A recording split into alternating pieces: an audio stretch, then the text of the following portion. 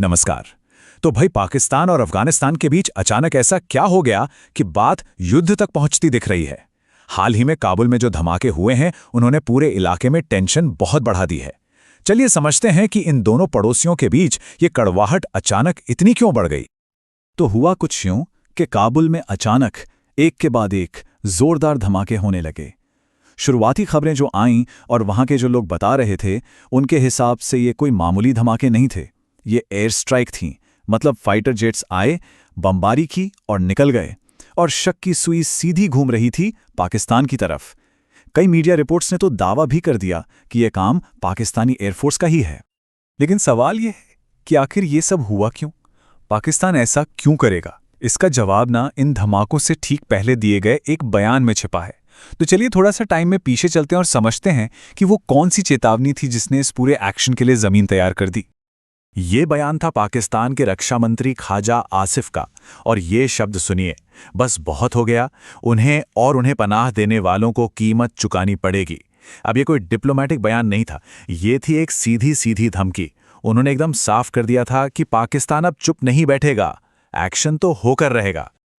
और इस बयान में जो छिपे हुए संदेश थे ना, वो और भी ज्यादा खतरनाक थे। मंत्री ने साफ साफ कहा कि पाकिस्तान का धैर्य अब खत्म हो चुका है। हमलावरों को जहां भी पनाह मिलेगी उसे निशाना बनाया जाएगा।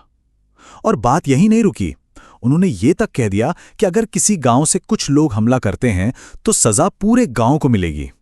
यहां तक कि उन्होंने कोलैटरल डैमेज की भी बात की, मतलब अगर एक्शन के दौरान आम नागरिकों को भी नुकसान होता है तो पाकिस्तान को वो मंजूर है। ये एक बहुत बहुत सीरियस वार्निंग थी।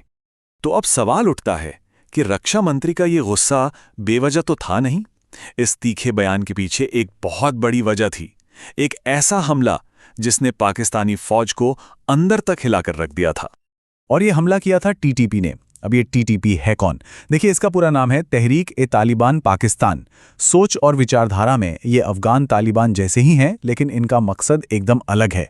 ये पाकिस्तान की सरकार को हटाकर वहां शरिया कानून पर आधारित अपना राज कायम करना चाहते हैं, और ये सालों से पाकिस्तान के लिए एक बहुत बड़ा सिरदर्द बने हुए हैं। पाकिस्तान लगातार अफगानिस्तान पर राज कर रहे तालिबान पर दबाव डालता है कि भाई इस टीटीपी को कंट्रोल करो, लेकिन अफगान तालिबान या तो ऐसा कर नहीं पा रहे हैं या करना ही नहीं चाहते।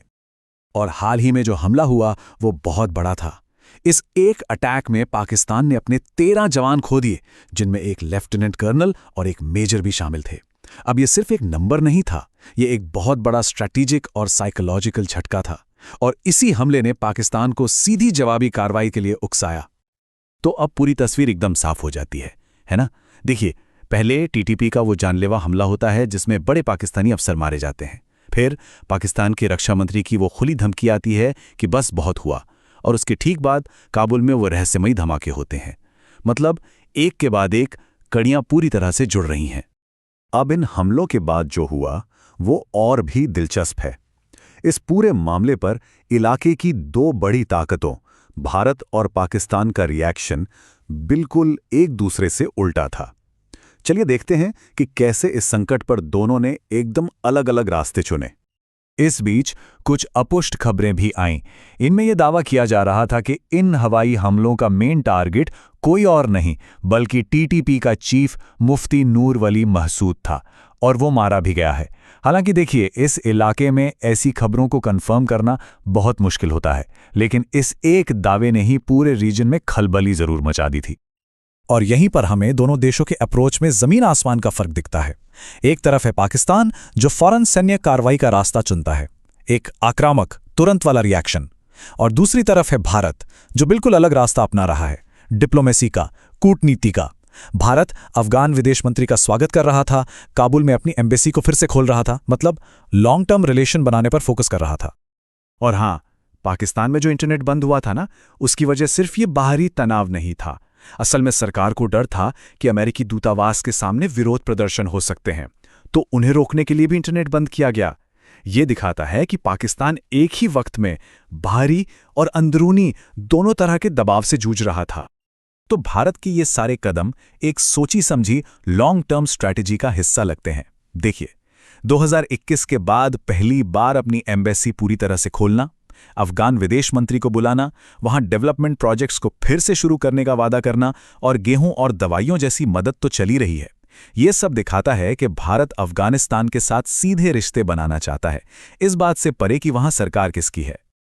तो अब हम एक ऐसे मोड़ पर आ खड़े हुए हैं जहां सिचुएशन बहुत नाजुक है।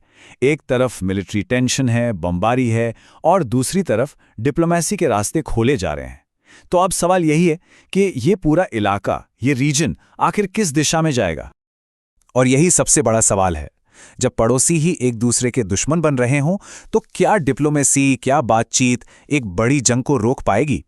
क्योंकि ये जो टेंशन पाकिस्तान और अफगानिस्तान के बीच बढ़ रही है ना, इसका असर सिर्फ इन दो देशों तक नहीं रहेगा, इसका असर पूरे साउथ एशिया पर पड़ सकता है। तो अब देखने वाली बात यही होगी कि क्या बातचीत और कूटनीति की आवाज बम और गोलियों के शोर पर भारी पड़ पाएगी।